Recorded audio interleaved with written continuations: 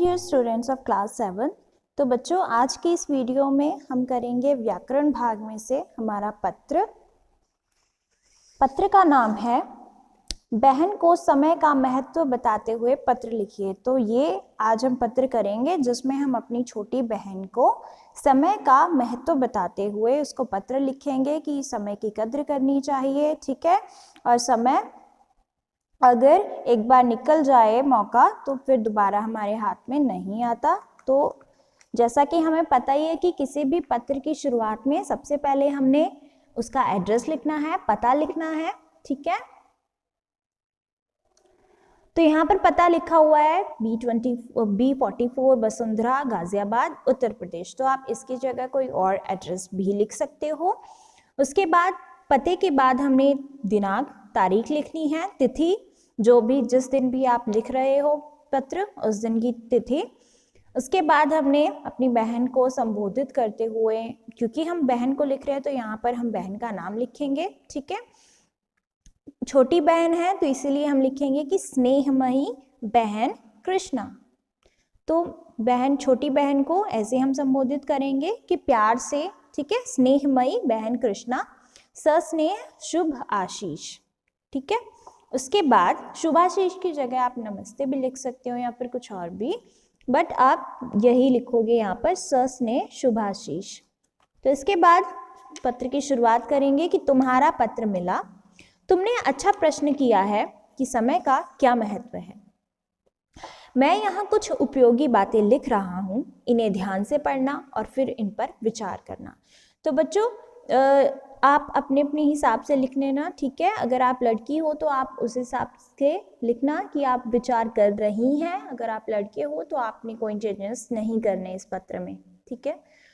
तो उसके बाद इन्हें ध्यान से पढ़ना और फिर इन पर विचार करना। समय बहुमूल्य धन है, हमारा जीवन भी समय से ही बना हुआ है। तो यहाँ पर हमने पत्र की जब हम इस पैराग्राफ की स्टार्टिंग करेंगे तो हमने इसमें समय के बारे में ही सब कुछ लिखना है, ठीक है, उसके लाभ बताते हुए।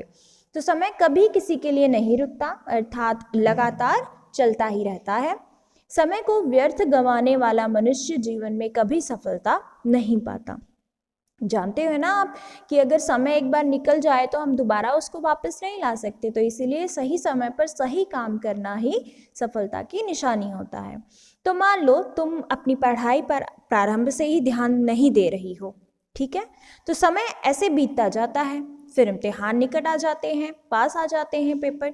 तो उस समय एक साथ एक ही दिन में सारी किताबें पढ़ पाना संभव नहीं हो पाएगा। तो इस तरह तुम क्या होगी, फेल भी हो सकती हो। तो इसीलिए तुम्हारा निरंतर परिश्रम करना अनिवार्य है। निरंतर यानी कि लगातार हमें पढ़ते रहना चाहिए, परिश्रम करते रहना चाहिए। ये नहीं कि जब एग्जाम पास आने वाले हो तो तभी पढ़ाई शुरू करो 2 दिन पहले ही। तो तुम्हें जो कल करना है उसे आज ही करने की आदत डालनी होगी। समय पर लाभ उठाने वाला व्यक्ति ही बुद्धिमान कहलाता है, जो सही समय पर सही काम करे, ठीक है। मान लो आपको कोई असाइनमेंट दी हुई है या आपको कुछ टेस्ट पढ़ने के लिए दिया हुआ है, 2 दिन का समय मिला है, तो आप उन 2 दिन के समय में ही उस टेस्ट की प्रिपरेशन करो थोड़ी थोड़ी। ये नहीं कि एक दिन आपने सारा खेल में निकाल दिया और दूसरे दिन आपने पढ़ना शुरू किया। ऐसा क्या होगा, अगर जल्दी जल्दी में पढ़ाई करोगे तो आप पढ़ाई भी अच्छे से नहीं कर पाओगे, कुछ ना कुछ आपका छूट ही जाएगा, ठीक है। तो इसलिए समय का सही उपयोग करो। समय को व्यर्थ की बातों में गंवाना मूर्खता के सिवा और कुछ भी नहीं है, ठीक है। फालतू की बातें करना एक दूसरे के साथ, तो वो मूर्खता से बढ़कर और कुछ भी नहीं है। मूर्ख व्यक्ति ही ऐसा कर सकते हैं। तो उचित समय पर सब काम करने वाला ही जीवन में विजयी होता है। तुम्हारा भाई अनूप जलोटा। हाँ, तो बच्चों ये था हमारा आज का पत्र, ठीक है। अपनी बहन को समय का महत्व बताते हुए पत्र लिखिए। तो आप, ये आपकी मर्जी है, आप इसमें और भी लाइंस ऐड कर सकते हो, लेकिन वो एड्स जो है इससे संबंधित ही होनी चाहिए, हमारे पत्र के विषय से संबंधित। तो बच्चों अगला है मेरा अनोखा स्वप्न। अगला हम अनुच्छेद करेंगे, मेरा अनोखा स्वप्न। तो ये बच्चों आपको एक्सरसाइज में दिया हुआ था। मैंने अपनी तरफ से एक पैराग्राफ बनाकर लिखा हुआ है। इसको आप अपना भी अपनी तरफ से भी लिख सकते हो, जैसे आपको अगर कोई कभी भी कोई सपना आया हो, है ना, तो आप उसको भी बता सकते हो। ज़रूरी नहीं है जो मैंने लिखा हुआ है वही आप लिखेंगे। तो इसकी मैं आपको रिटर्न असाइनमेंट सेंड कर दूंगी, ठीक है। तो आप अच्छा है कि आप अपनी तरफ से ही इस अनुच्छेद को लिखें, क्योंकि हर एक बच्चे की अलग अलग सपने आते हैं, है ना, आपको भी आते होंगे।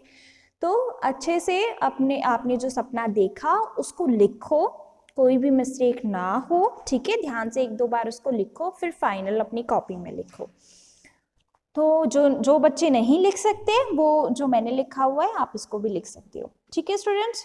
ओके, तो ये थी हमारी आज की वीडियो जिसमें हमने एक अनुच्छेद किया है और एक हमने किया है पत्र। Okay students, thank you and have a nice day.